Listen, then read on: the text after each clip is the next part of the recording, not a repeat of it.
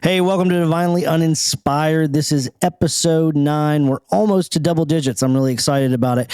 We got Jeremy here. Jeremy, what's up, man? Hey, how are you guys? I'm all right. I'm hanging in there. And we have April once again. April, you being extra? I'm being extra as always. Hey, guys. We have an extra jar that April has to put $1 in every time she says the word extra. Except I don't put $1 in it. No, you owe us like $700. Whatever. We're just going to take it out of your paycheck. It's okay. Whatever. She just won't I don't receive even one. make $700. And then joining us once again, keeping us young, keeping us honest, is Spencer Connor. What's up? How are you, man? I'm living the dream, man. Yeah. So Jeremy and I had a situation last week. We were supposed to do an episode last week, but we were out of town. We were in Chicago O'Hare Airport, and it's the new worst airport on earth. We were stuck there for several hours. They changed our gate like 100 times. I don't know. It's fun though watching Jeremy get frustrated with stuff like that. Yeah, it was really frustrating. And it's not like we were in Chicago to go to the airport. We were there for a conference, but you made it sound like we were at Chicago O'Hare. But Yeah, no. We just go to we just travel and just hang out in airports like that movie. But it was bad. And you didn't even talk. It was double bad because getting there was bad because we were delayed a little bit. And then we got there and it was dark. We were expecting to get there earlier. And there's no exit signs anywhere. You just have to wander through the airport and hope you can find your way out. And then we had to get a rental car. We couldn't find out. We went to 3 different levels of the airport trying to get picked up to get a rental car. And it was terrible. And ended up with the world's worst rental car. It was a Chevy Cruise Yes. and nothing on it worked. Nothing on it worked. And if you drive a Chevy Cruise, I'm not trying to talk bad about you, but I mean, literally every time I got in the car, I would look at Rusty and say, I hate this car. Yeah, he did. In fact, there were times where he was like, let's just walk because I don't want to drive this thing. We got a great show for you. We got a lot to talk about. First things first, here's the theme song. Here we go. 1, 2, 1, 2, 3, 4.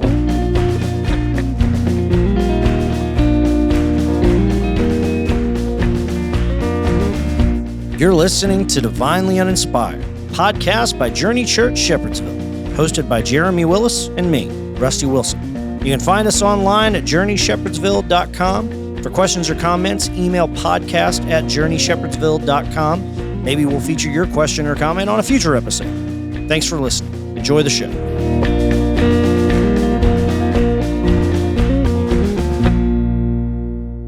All right, so I'm not going to hold back right out of the gate. Jeremy, what do you have to say about Aaron Rodgers? Because I've just had it with this guy. Should we preface this with the fact that Jeremy's a huge Packers fan? Oh, they know. Most people know. Yeah, I'm not a great, fan, great. first of all. I'm an owner. Yeah.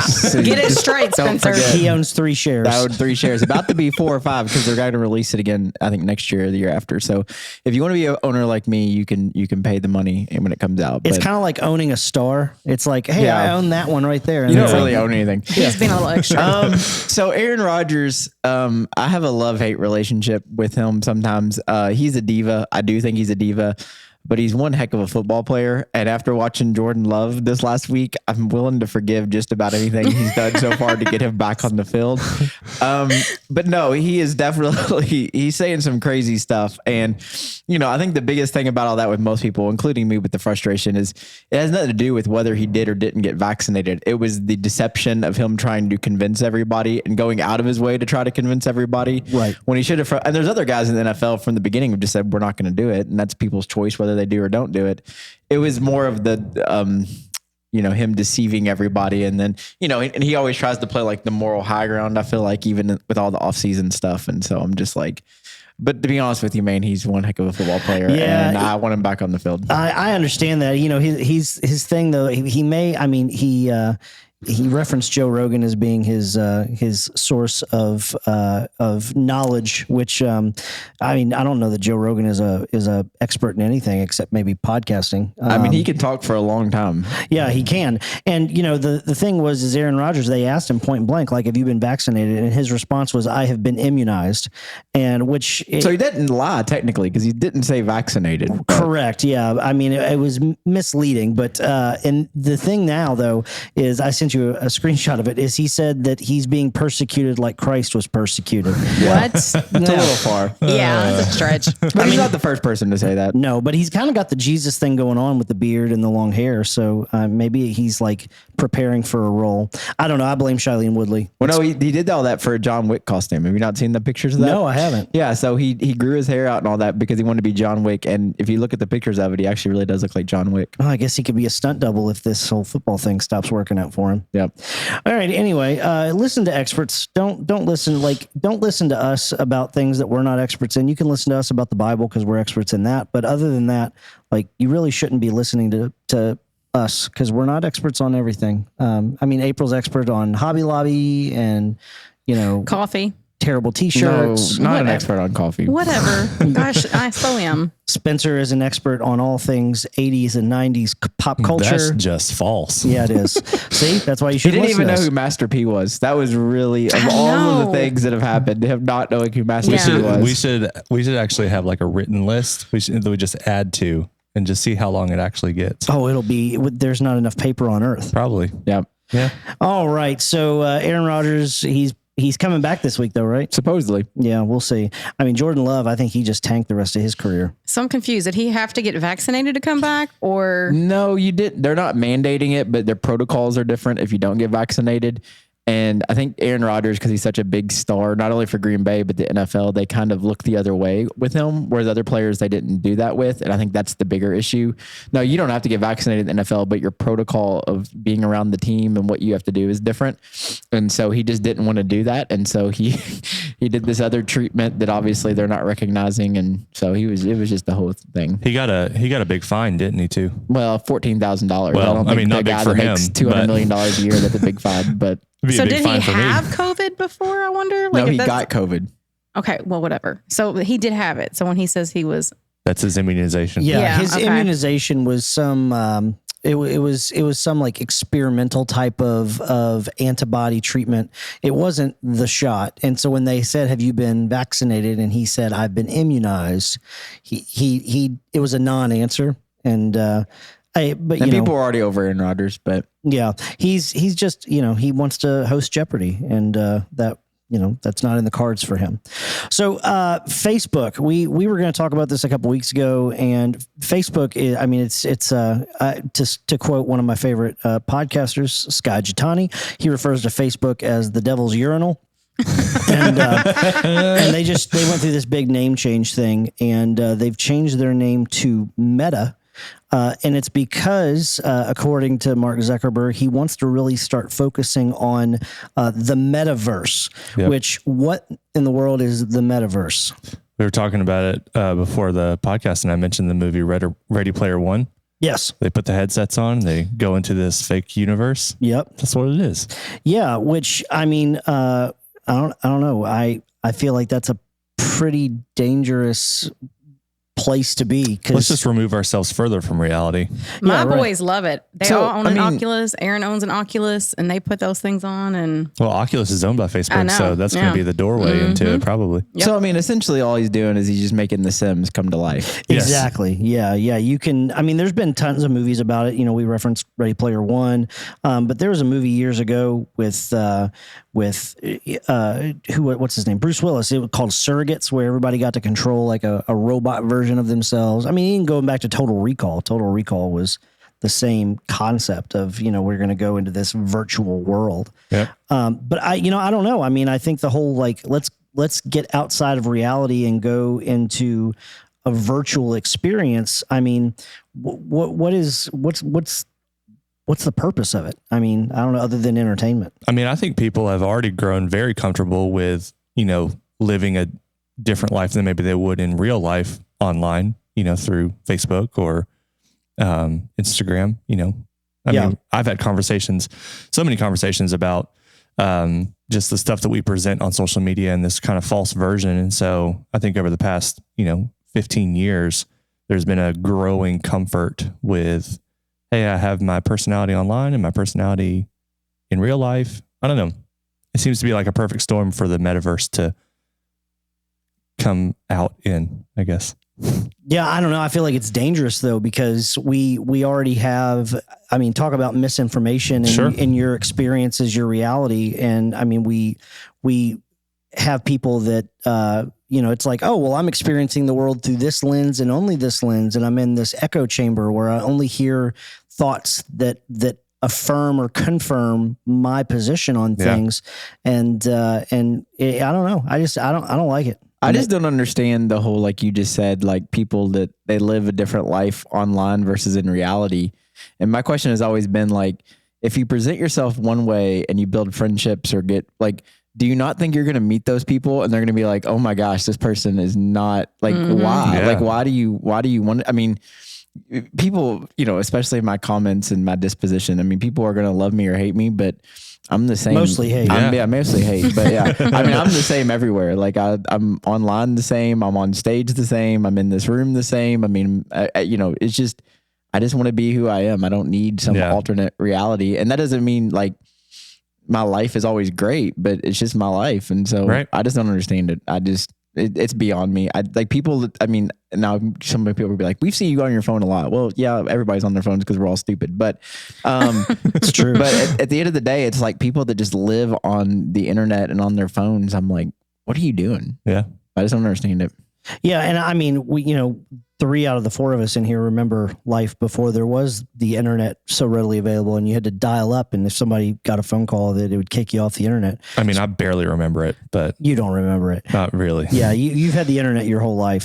Have you ever not had the word Google in your vocabulary? No. Yeah. See, we didn't even know what Google was until 20 years ago? Oh yeah. So that's nuts. Yep, it is. But anyway, I don't know. Maybe let us know what you think. Do you like the idea of the metaverse where you can live this different life, this different experience? I do think one thing that was interesting when I was looking at this is because the word meta, people use it a lot for different things, but it's actually a Greek word and it means beyond, but it's also can mean self-aware. And I'm sitting there and I'm going, Facebook is the least self-aware thing that I've ever experienced, or the people on Facebook are the least self-aware. So to use that word for your future when you've created a product that lacks self-awareness completely, I don't know, just interesting. Yeah. And actually an article just came out today. CNN did a poll. 3 out of 4 American adults believe that Facebook is damaging our society. So I would agree with that. Yeah, I would too. I mean, I think social media in and of itself it's just a tool. Yeah. But it seems to be that we use it for all the wrong things. Mm-hmm. Yep. I think that's the issue is the wrong that comes from it. There's a lot of great, and I think you have to choose to, spend your time focusing on the good things like the family photos and things. But I can't stand all the division and the politics and the opinions and those are conversations I think you should have face to face. You know what I mean? Versus online. Well, I think the allure of it is I can say these things and I have this like shield of the internet of, people aren't in my face. Unless someone knows where you live and they want to like track you down, like there's not the threat there of, things like that. And so I don't know, I've encountered people who act like very rude and very like terrible on social media. And then when you're with them in person, like they don't speak to you at all. And it's just, I don't know, it's interesting. There's just almost this like this guard system up of, I can say whatever I want because it's on the internet.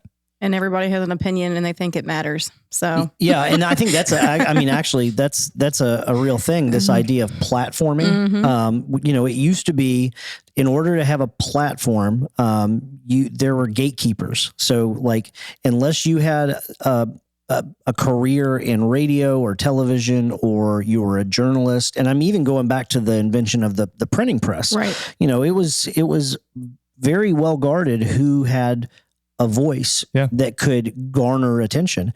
And that's just not the world we live in anymore, because you can have somebody named Q who has, this huge following of people, and they have a platform and their voice is just as loud as, the nightly news anchor, if not louder. And so, but because there's no consequences, because there's no accountability. There's no gatekeeper. Yes, exactly. And so I don't know. I think we need gates. We need gates. I think the biggest thing that's with the whole Facebook thing that's changed a lot of stuff though. I mean, this is a little bit angle of it is, like when Facebook started, and Twitter does this, obviously, like the hearts and the likes, and Instagram likes and hearts or whatever you do on Instagram. But one of the things I've noticed is that's transitioned even into like when I text people.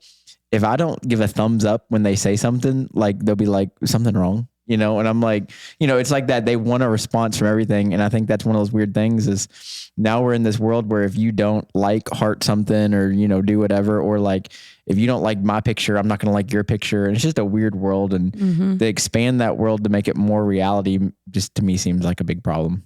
Yeah. I mean, now don't get me wrong. There are some cool things that could come from the idea of being in a virtual play. Like, the idea of, I can go and visit Tokyo and never have to leave my house, and see it like I'm there. Now, I would obviously rather go to Tokyo. You can't taste the fresh sushi through a virtual experience. But at the same time, to be able to say like, I can see this stuff up close, the same way we do with video games and that type of thing. So I don't know. Mark Zuckerberg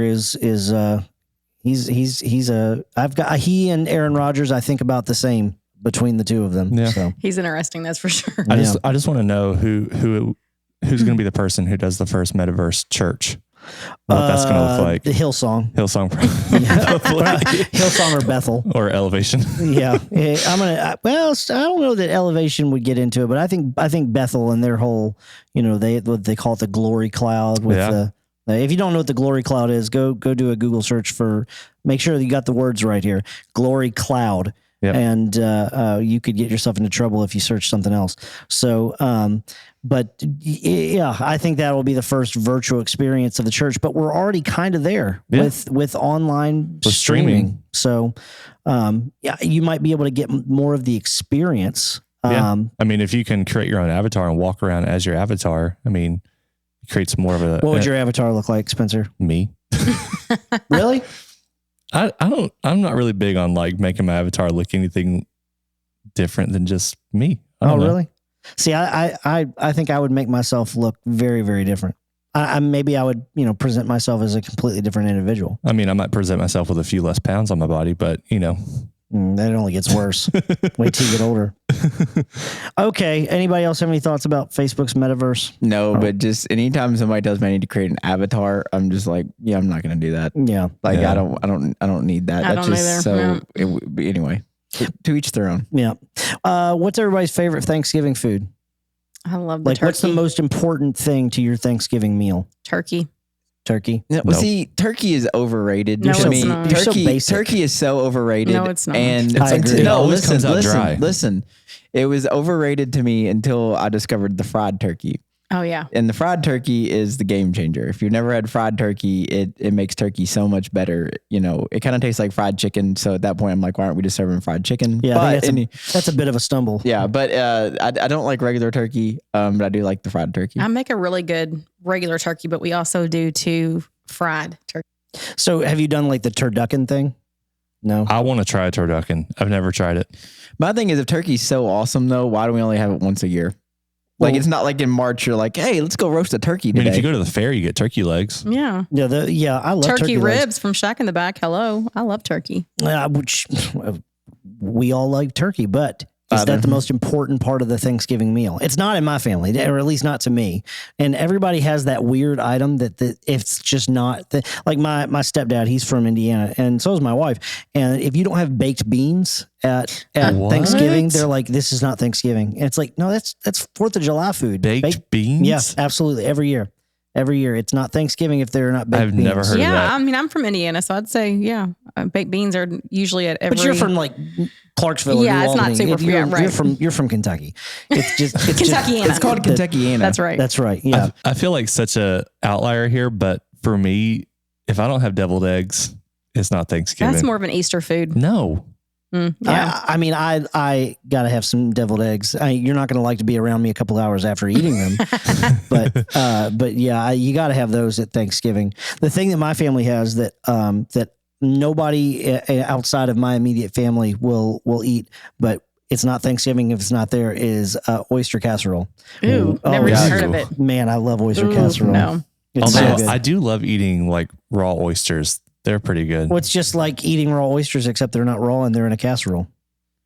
I think my two favorite is sweet potatoes or yams, depending on where you're from. But I don't like healthy sweet potatoes. Like I want it to be brown the sugar, most unhealthy marshmallows. brown sugar. It's like candy. And I want Yep. it to taste basically like candy that just happened to be made of potatoes. The one holiday food that I think is the most underrated that to me, I just make it and take it everywhere I go, is the sausage balls. Ooh, the yeah, little those are sausage good. balls. So I just take sausage balls, even though they're not really a traditional Thanksgiving meal. And I've actually at Christmas and Thanksgiving just ate sausage balls and sides because I think turkey's overrated. Yeah, so the top 10 on this YouGov America poll says these are the top 10 dishes that Americans want for Thanksgiving. 1, turkey, mashed potatoes, stuffing or dressing, bread, rolls, ham, scalloped potatoes, sweet potatoes or yams. There you go, Jeremy. Gravy. Gravy's not its own food item, but okay. Green beans, number 9, and rounding out the top 10, macaroni and cheese. Now the bottom, let's just do the bottom 3 here. Coming in at number 40, black-eyed peas. Yeah, we don't have those at my Thanksgiving. Mine So either. in the South, we would always eat black-eyed peas at New Year's. Well, yeah, Yeah. we do that here too. That's the only black-eyed time peas and cabbage. Yeah. and corned And beef. cornbread. Cornbread. Yeah, Corned beef. we always had cornbread, I- black-eyed peas, and collard greens. I guess it's corn one way or another. And then number 41, plantains. I can get behind Yeah, I can do plantains. plantains. I like plantains. And then number 42, tofu. And I don't know if that's Ew. tofu turkey or Nope. tofu Yeah. ham or just Not tofu in general. happening. Tofu's not bad when you've had it prepared well. I will say that. Like I'm not big on the texture, but I don't mind tofu when it's prepared in a decent way. Well, it looks like everybody agrees with me, and turkey's number 1. So, I guess. Well, what else were they going to pick? It's Thanksgiving. okay. Well, let me just say, I'm a very traditional person, so that could be part of the reason why. You know what I'm going to do? I'm just going to go to everybody's Thanksgiving this year, and I'm just going to make everybody a brisket. And I'm going to set a nice brisket down next to the turkey, and we'll see which one gets eaten faster. Oh yeah, the brisket will be That's gone. That brisket's fair. gonna be That's gone fair. quick. Now, I did for Christmas switch it up last year and do brisket instead of ham.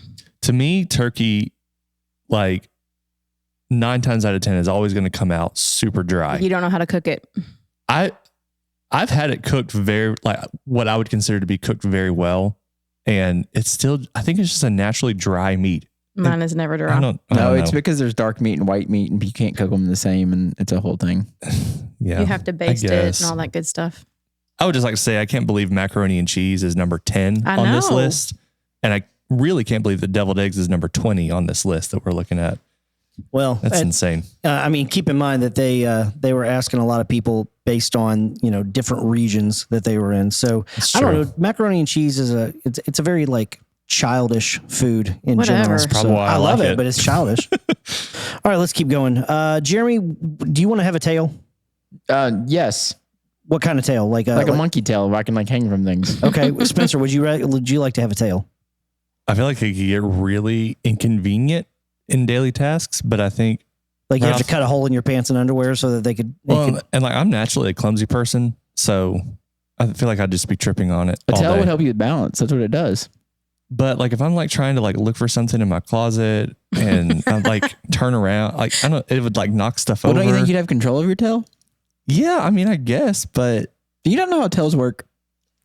I know how tails work, but I don't know. I don't know. I feel like yes, but I don't know. I feel like it probably wouldn't turn out the best kind for of me. went down the Spencer vortex just now. Yeah. But what about you, April? No, I do not want a tail. Why not? Just one more thing to keep up with. It's We a- have it'll to get- keep up with it. it'll It's get attached to your body. As a woman, you have too I don't much think to do anybody with. at this table No. know how tails work. I'm really Do not want confused a right tail. now. Tail, you don't keep up with tails. Tails keep up with you. I still don't want one. I'm good. So I would love to have a tail, but I would want it to be like long and furry and like do like cats' tails do, where they just kind of like Yeah. breeze in the wind. We have a dog that does that with her tail. But anyway, there was a baby in Brazil that was born with a 12 centimeter long, what they call a true human tail. So there's what they call pseudo human tails and true human tails. And this baby was born with a true human tail. And it's a long tail. Like when you see the picture, it kind of looks like the when you open up the back of a toilet and it's got like the ball with the long arm attached to it. Yeah. That's what it looks like attached to this baby's backside. But I don't know, like Jeremy, school us on what purpose tails serve. Well, I mean, yeah, animals use them for balance. They use them, different animals use them to hang things. Some animals use them to grab things, but it's definitely, a useful thing. I think that, depending on what animal it is, but I think most animals that have tails, I almost think like when people cut the tails off their dogs, it's just sad. And, they had the little nub back there, and then like the dog gets excited and it's like wagging its little nub. And you're just like, that dog really wants to tell really bad. It's like one of those things that like the door stoppers that you hit as a little short little thing. Yep. But no, I mean, they've been known for balance. I mean, obviously certain animals use them to get around and to hang and to grab things. And so, I mean, we all think a tail is weird because none of us have a tail. But if you were born with a tail, you just accept the fact that you have a tail, and it would be an appendage that's useful in certain things. And yeah. Do you think that humans have ever had tails?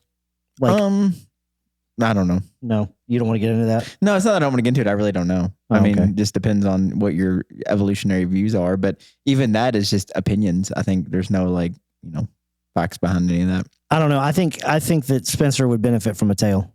How? Because you said you're clumsy. And I think that if you had a tail, you wouldn't be clumsy. And in fact, you would probably have more social not social awareness. You're fairly socially aware. Yeah. But spatial awareness. I mean, I think, go ahead. Sorry. I look at my dog and his tail, for one, we have not cut his tail off, and he is just excited like 100% of the time. And so his tail is going, and it has like knocked some stuff over like multiple times, like cups of coffee, and like he'll get like close to us and he'll knock stuff off of tables. And I feel like that would, not that like I'm constantly excited, but like I feel like just turning around, like I would knock stuff over and then I would get frustrated. I don't know. That is a good aspect of a tail though, is you could always tell what people are really thinking. That's true. Because, animals, they tuck their tails when they're scared. They wag their tails when they're excited. Not just dogs, but other animals do that. When they're on high alert, they stick it out straight and stuff like that. So you could talk to somebody and be like, are you okay? And then like, just look at their tail and be like, yeah, no, they're not. Or they are. Yeah. They got way too happy about that. I think we have other cues like that as human beings. Yeah, but people can mask their faces and their voices. I guess that's true. A tail would be interesting. You probably learned how to train your tail not to react to your emotions. Maybe. I don't know. It almost seems like dogs don't have control of their tails sometimes. Like they just Mine can't help it. definitely doesn't. Like we had this dog, her name was Reese, and she had this tail that she just like could not control it. Even when she would try to not be wild and crazy and not wag her tail, you would still hear it like thumping, like under the couch or wherever she finds herself laying. It's like, oh, there she is. She's excited or she's stuck. Usually she would do that when she got stuck. Our dog Tuck does this thing where even if he knows he's in trouble or if he's scared, like his tail is still wagging. Yeah. Like, especially when he's in trouble, he's like, I know I'm in trouble, but I'm still so happy that you're in the room. Is he happy or stupid or both? Both. Okay. He's a both. I think he's just happy and stupid. Yeah. Well, what kind of dog is he? He's a golden retriever. Well, that sounds about right. He's a big derpy dog. Yeah. All right. So we had somebody for the first time email us about a "What does Jeremy think?" question, and so we're going to ask him this question because I'm actually curious what he thinks too. So Jeremy, does everything happen for a reason, or do some things happen for a reason but not everything, or is nothing in our lives happening for a reason, and is it like a case of do we control our own fate? So let's hear. What does Jeremy think? So when this came across yesterday and I was looking at it, I think this is a question a lot of people have. We kind of talked about it a little bit when we talked about like the Matrix thing or whatever a while back, but obviously it's something that people still have questions about. When I see these questions, so the thing that happens to me personally is it raises a whole nother set of questions. And so regardless of what my opinion is of it, and I think just these three questions right here are really just the main question. I mean, we could spend the next 4 hours talking about and probably not come to an answer that everybody's going to agree with. So to answer it is, I'm not sure.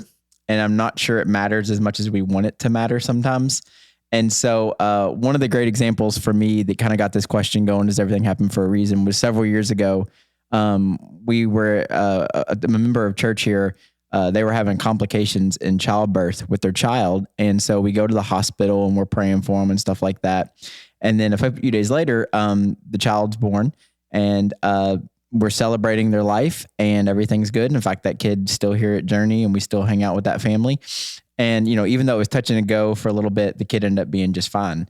Then what happened a few years later is I found myself in the same hospital wing, a different room with a family whose child was doing well, and then the child passed away.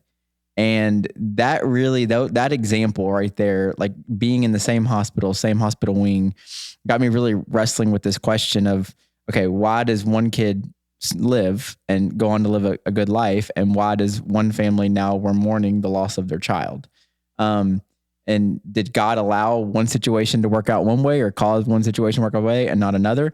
And to be honest with you, there's not a good answer for that. That was just that beginning of that kind of wrestling with that for me. And so I'm not sure that everything happens for a reason. In fact, I would say that my inclination would be to say everything doesn't happen for a reason. I think the verse that Christians go to is the Romans verse where it talks about that God works together for the good of those who love him. Romans 8:28. My argument would be against that verse is that we have a really bad translation of that verse. That when you break it down in the Greek, that's not 100% what is being said, but also in the context of the rest of Romans 8. And so, yeah, I really struggle with that. I'm not sure when you look at human history that we can sit there and say, okay, all of the things that have happened in human history, did God, did that happen for a reason? And I think you would really wrestle with some of those answers, being able to justify that happened for a reason.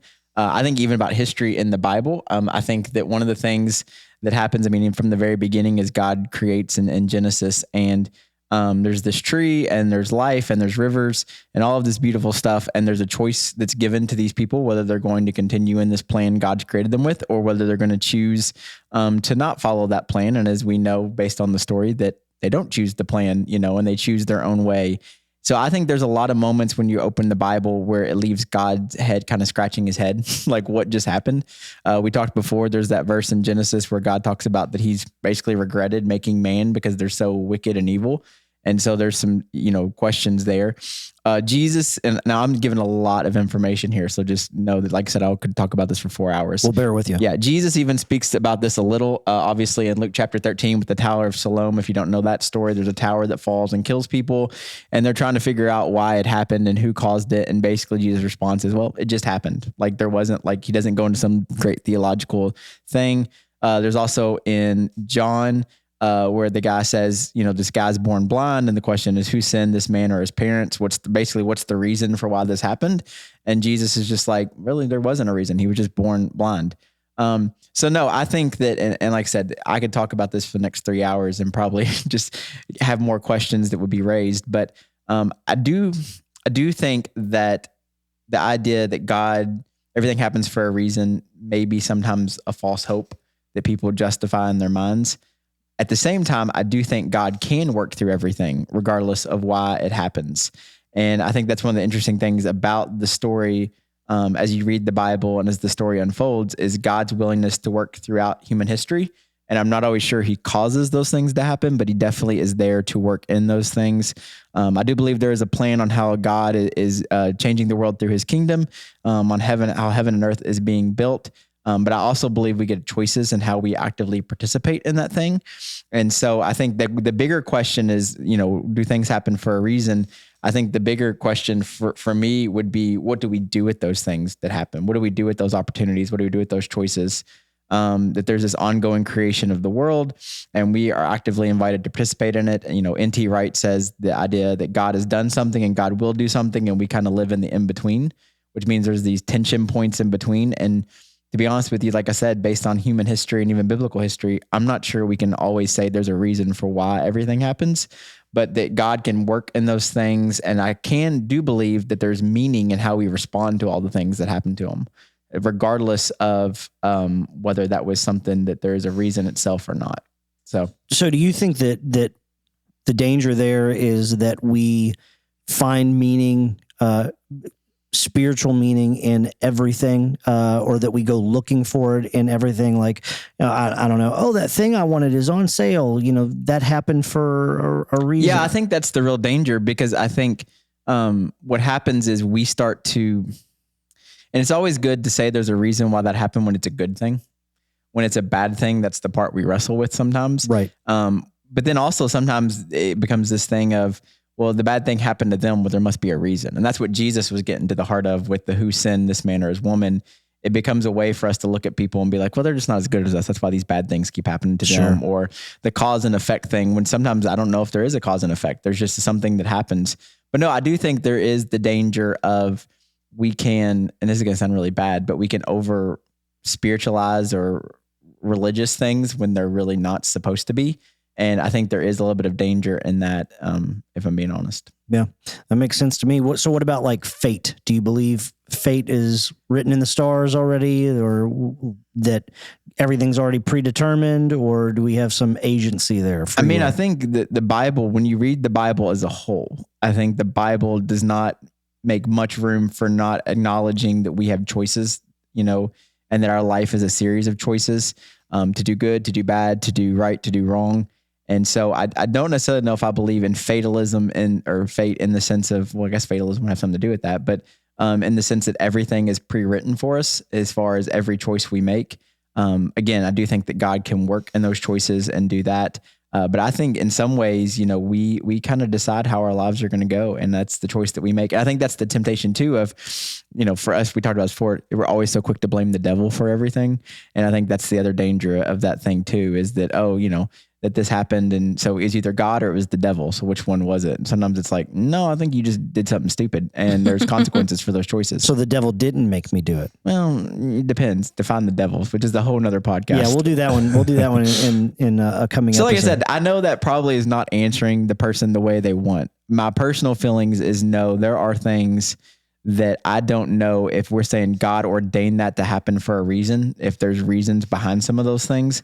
And I could give you countless examples, not only from human history, but also the Bible. And like I said, the experiences that people have. Like there are some things that happen to people and you're just sitting there and you're going, I'm not saying God can't work through that and with that, but to say that there's a reason that happened to somebody, I think that's just a really bad theological view sometimes. All right. Well, I hope that answers your question to the person who wrote into it. I know who that is, and actually, you know who that is too. But I'm not gonna put their name out there in case they don't want to know who. And can I say this about the stuff Jeremy thinks? It's okay if you completely disagree with me on what I said. It's not because you're wrong, but it is okay because I think you can believe what you want to believe, but I think sometimes the point that as a theological point of view that has to be accepted, that's where it gets kind of dicey for me. Okay, well, that's what Jeremy thought. Yeah. So if you have any other questions, you want to know Jeremy's opinion, what keyword their opinion on things, write into us and we will do what we can to get that on the show. All right. So we got a lot coming up here at Journey, a lot that has happened. We had a great October between Fall Fest and Monster Bash. So here's a couple of big things that are happening right now at Journey. So every year we participate in something called Operation Christmas Child, which you may have seen those. Those are like the shoe boxes that you fill with toys and little things that can go to kids in need all around the world. And if you're interested in that, ours are due back this coming Sunday. So by the time you hear this, there won't be much time to do that. And the same goes for something new we tried this year. We did some connecting with the community and found out that there were some families that needed meals prepared for them for Thanksgiving. Well, not meals exactly, but shopping done for them for Thanksgiving. And so we have all these bags filled with food for these families in need, specifically so that those families can have a Thanksgiving meal. And so with that, we've asked for a $20 donation to help us provide for the turkey and or the ham, whatever ends up being purchased. But yeah, if you're interested in that, we've had so many people reach out and help with that I actually think that we have more bags than we'll have families that need it. But what's really exciting about that is that people in the community, people that know Journey, that people from Journey know their lives are being impacted by people being generous here, which we thank you so much for that.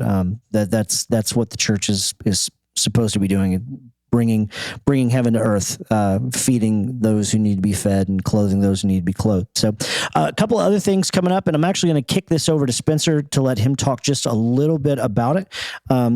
Two things. The first thing, Spencer, tell us about Students Giving. Yeah. So Students Giving, we We wrapped up Monster Bash in October. It went great. We had somewhere around 100 kids show up, so that was super fun. And so we started thinking, okay, November's here, so what do we do in November? And we decided, we want to do something together where we serve, because we're in the series right now. Students Giving is both an event coming up actually at the beginning of next month, but it's also a series that we're in Journey Students. And so we're talking this month about gratitude and contentment.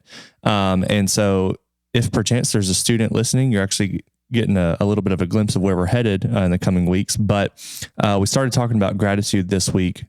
This upcoming Sunday, we're going to talk about how gratitude really fuels this thing called contentment, which is just kind of this recognition that, I have enough and I don't need to spend my life fighting for more, which leads to anxiety and depression and things like that. And how contentment is really this place that God wants us to get to, which not only keeps us safe from, anxiety and those things that I mentioned out of this desire to like get more out of life. But it also frees us up to give, because if we recognize that we have enough and that we don't need to get more for ourselves, it really frees us up to be in this position where we recognize, hey, I can actually give to others because I don't need any more myself. And so that's kind of the whole series that we're going to be going through this November, but it's going to kind of culminate in an opportunity on December 2nd for our students to come here to Journey Church. And we've got some service projects with some partners in our community. CASA, which is actually just right across the street from Journey, is one of the people that we're partnering with. We're going to be doing some stuff for them here at Journey. We'll also have a group go over to CASA. I think they have some cleaning opportunities for us there. And then we'll have some more stuff here associated with our food pantry and clothes closet that our students can help with. And then after all that's done on December 2nd, we're going to get all of our student group together in the student room and have our very own Students Giving meal together. So cool. That was like a fire hydrant of information, but that's kind of what Students Giving is. So how do you sign up for that? Is there a sign up? Yeah. So the sign up is available through the Journey Church app. If you go to the Engage tab on the app, click Journey Students and then click Events. Students Giving will be right at the top of a list of events that we've got coming up. And you can click there for the full description and the link to register. It's completely free. We just want to get our students together to serve and enjoy some Thanksgiving food together. Cool. More immediately, April, you want to talk a little bit about this? I don't know what Bunko is. I have no idea. Like, I don't know if it's a card game or if it's like... It's Christian craps. Is that what it is? Yeah. It allows women to play craps, but not feel guilty like they're at a casino. Oh, okay. No, it is not true. So funny story, actually, when I started doing women's here at Journey, Jeremy's wife, was like, oh, you'll love Bunko. It's so much fun. I always associated it kind of with an older person's game. I didn't realize that there were a lot of younger women that love it as well. I guess Jamie is an old soul, is what you're saying? I don't know. I thought Bunko kind of like bingo, I guess. You just don't. See, in my mind, it's like that game Plinko from The Price is Right, where you drop the little thing in little Plinko board. Yeah. But it's fine. So the women here at Journey love it. We get together. It's a dice game. I really can't even explain it to you because I don't play it. We actually bring someone in to kind of explain the game. You contract out a dealer? Yeah, well, someone that goes here. But anyway, and we pick a charity that we play for. So people will bring gifts. We've done it for Scarlet Hope. We've done it for Ruse Wish. This year we're doing the local schools, family resources, our resource centers, just donating supplies and things for that. So it's a fun event. The women love it. And when is that? It's on Friday, November 19th. Okay. How do they sign up for that? Or is it closed? They can sign up on the app. It's on actually the home screen. Or they can sign up through the women's Facebook page. Okay, cool. So this will come out on the 11th of November. So you still have some time to sign up for that. And if you have any questions about that, you can email, call, text, carrier pigeon, April, whatever. And then Spencer, tell us a little bit about Grinchmas this year. Oh man. So most of our church community is familiar with Grinchmas. I actually came into Journey when Grinchmas was already established. It had happened for 2 years before I got here.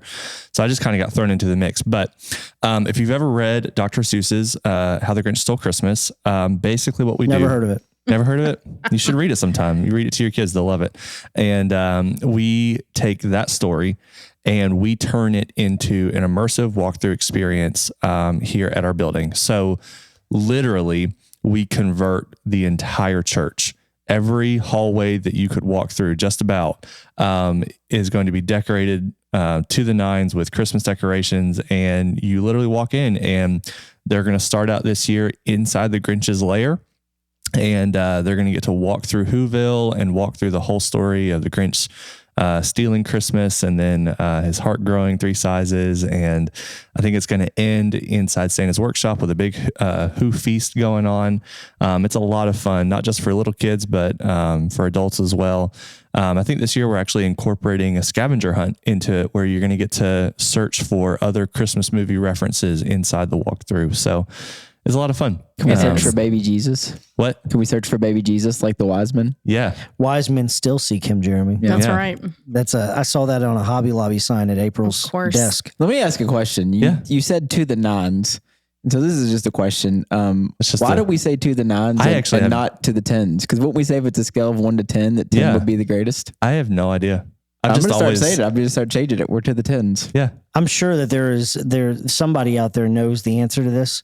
Probably on Google somewhere. Probably, but somebody's probably going to send us a message and be like, "What, you idiots? How do you not know it's this?" Right. You know, it's send that to Jeremy. What's that? just send that email to Jeremy. Yeah, forward it. But why not to the 10s? I'm gonna start saying to the 10s. Or, I mean, we're going to the 10s. Why stop there? Why not to the 15s or the 20s? Because everybody does a scale of 1 to 10. That's ridiculous. Let's slow down. You're being ridiculous right now. You're being extra. Yeah. I mean, you could have said to the 11s, and I would have gotten the Spinal Tap reference. Do you know what? Wait, by the way, do you know what Spinal Tap is? Nope. Oh, man. Add it to the list. Just one more thing Spencer doesn't know. Yep. All right. So how much is Grinchmas? How much does it cost? It is completely free. We are going to be releasing tickets. It's solely just so we know who's going to be here and kind of how to prepare for that, but it's completely free. All that we ask is that you would RSVP. The tickets have not been released yet, and I actually am not exactly sure when the tickets will be released, but I'm thinking it's going to be in the next 2 weeks or so. Yeah. Okay, so just keep your eyes out, and we'll talk more about it as we get closer to it.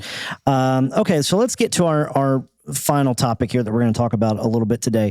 The church, the last year and a half, the last 2 years, the church, capital C church, the big C church, has really undergone quite a bit of change. And that's, it's worldwide. And a big part of that was the pandemic, but there's also a lot of it that has to do with what's going on in our world from a social standpoint.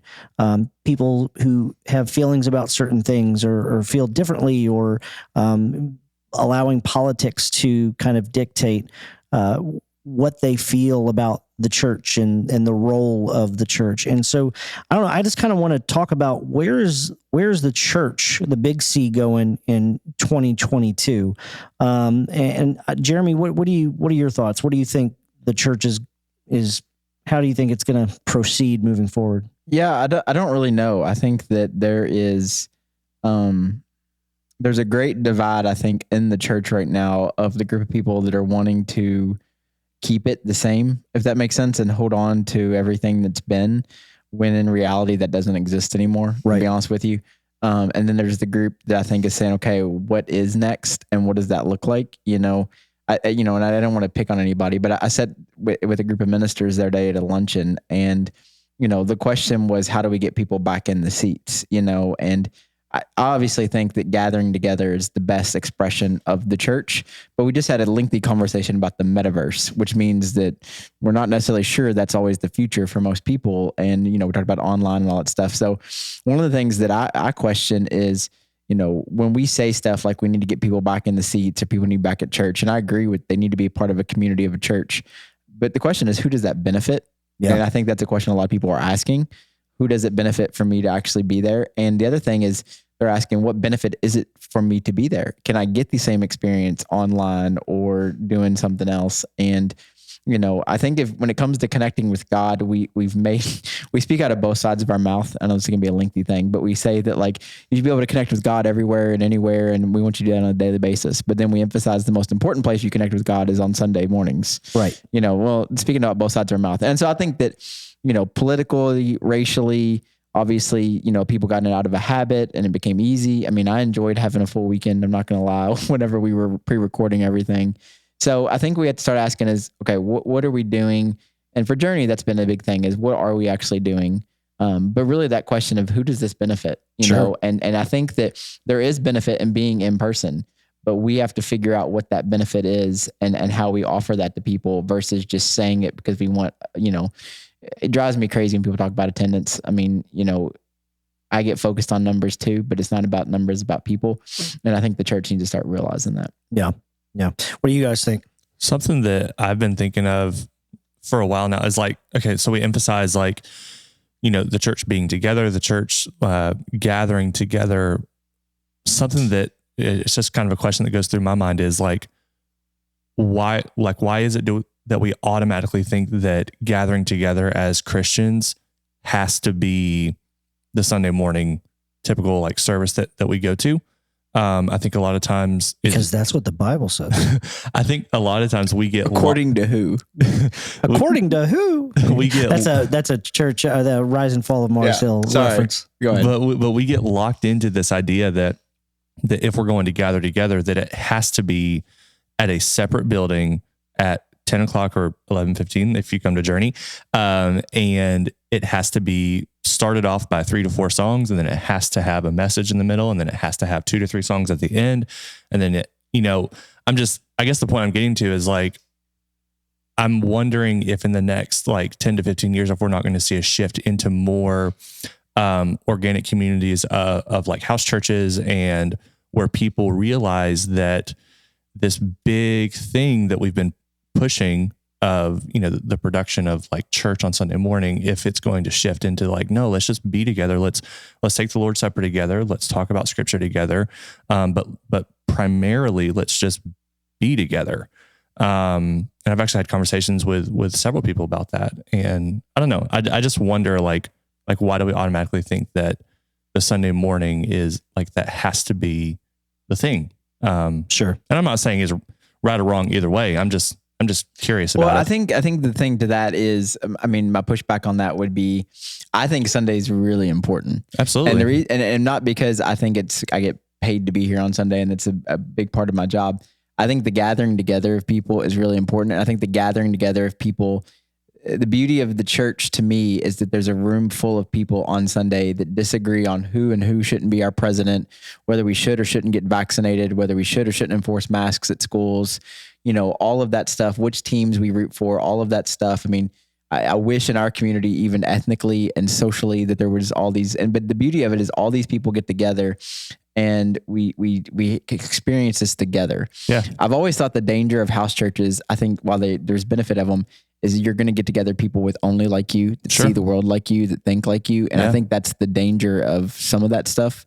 The other side of it is, you know, I think there's sometimes this danger in, with that kind of movement. Again, I think there's benefits. I mean, we do small groups, and small groups is essentially like house churches, you know, I mean, to some degree. Yeah. But I do think that's the danger of just only aligning yourself with people that think like you and have the same social economic background as you and stuff like that. And so, no, I think that it's the diversity of embracing, and that's the beauty of it, is that we have all these different opinions about everything, but then we come together on Sunday as one body and we celebrate the hope that we have together.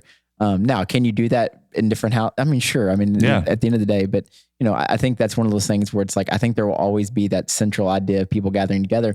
The other thing is, you know, to me, it's the power of the church is not the gathering, it's the going. And so the going is how we engage our community. Sure. And I think that's emphasized at the gathering. And then, you know, I do hate the, like when you leave a church parking lot and they have, now you're entering the mission field, like, it's just like, whatever. but I do think it's the going of the church that matters. Mm-hmm. But I think the going is always connected to the gathering, if that makes sense. And so that's why that's important to me. What do you think, April? I agree with what Jeremy said. I think Sunday is very, very important. As a connections person, obviously you're gonna, you know, you're going through life with people, and I see it every Sunday. Someone's struggling with something, and they just, you know, they want to talk about that, or you don't get to do that online. I mean, you can, but it's not as personal, if that makes sense. And so I definitely think Sundays are very, very important. Again, not what Jeremy said, not about the numbers necessarily, but about the people and the connections that you're making. When you're going through hard stuff, you know, and you come in on a Sunday and there's someone that's like, hey, you know, I know this happened. I'm praying for you. Or, hey, give me a, you know, I don't know. I just feel like there's deep connection when you get to be together on Sunday. And like Jeremy said, you're with people that are different than you as well. And there's beauty in that. That's what heaven will be like. So yeah. I agree with all the things you all said. But I guess where I want to know is what's in store for Journey in 2022. Like, it's one thing to talk about the Big C Church, the whole body of it, but what's in store for our local community in 2022? We got anything planned? We got anything excited? We're excited about? Anybody? No, maybe. Yeah, I mean, I think the expansion of community and that word is multifaceted to me. So I think getting our people connected to each other is really important, which is like small groups and opportunities for people to meet. I mean, we got men's ministry stuff that we've got to start, and women's ministry is always are doing really good. But the connection of people, but then the connection to our community. And so I think it's that idea of, we really strive to make sure that our community knows we're here. Whether those people ever come to our church or attend our church, there's people, and I say this not like in a bad way, there's people that are benefiting from Journey being here that go to other churches, and that's totally fine, but it's that idea of us loving our community, connecting with our community, and I think that's the whole thing is, that question of who does this benefit? We want people to know that being a part of Journey is beneficial to you, but also it's benefiting our community and what we can do together, because we can always do more together than we can do individually.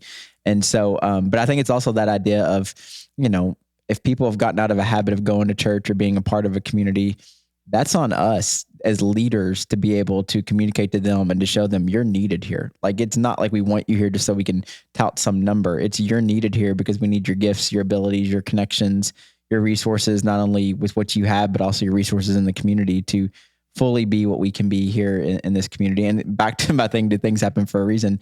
Us being a part of that ongoing creation of the world that God intends. I know that we're excited to, Jeremy and I both like to travel, and the last year and a half has made it really difficult to get to be with brothers and sisters in other parts of the world. And so we've got some plans in 2022 to go international. We've got a trip planned for the Dominican Republic in March, and then we will probably be heading back to Guatemala sometime in the summer next year. So we're really excited about where we're going, and we're going to continue to talk about that stuff as we get closer to the end of the year.